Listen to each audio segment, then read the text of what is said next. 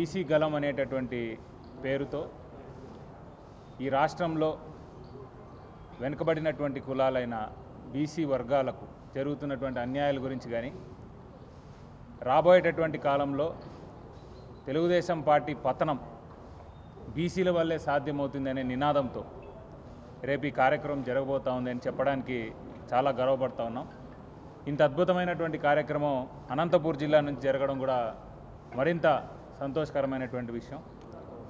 ఈ కార్యక్రమం ఎంతో సీరియస్గా చేస్తున్నటువంటి మరి రాష్ట్ర బీసీ అధ్యక్షులు రమేష్ యాదవ్ గారు, వారి టీము, అలాగే అనంతపూర్ నుండి జిల్లా అధ్యక్షులైనటువంటి వెంకటరామరెడ్డి అన్న గారి సహకారంతో శివరామరెడ్డి అన్న లాంటి సీనియర్స్ అందరూ కూడా గైడ్ చేస్తూ ఈ కార్యక్రమాన్ని చాలా అద్భుతంగా ఇప్పటి వరకు చేస్తూ ఉన్నారు. రేపు మరింత ఉత్సాహంతో ఈ కార్యక్రమం విజయోత్సవంగా జరగాలని పెద్దిరెడ్డి రామచంద్రారెడ్డి గారు కూడా రావడం నిజంగా చాలా సంతోషకరమైనటువంటి విషయం.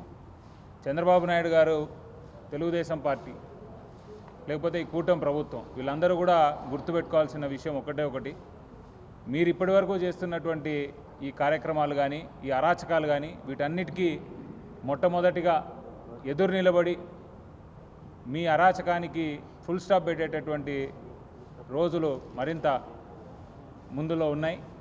దానికి ఈ బీసీ గలం నుండే మేము గలమెత్తి ఆ కార్యక్రమాలు కూడా చేస్తామని తెలియజేస్తాం. Thank you.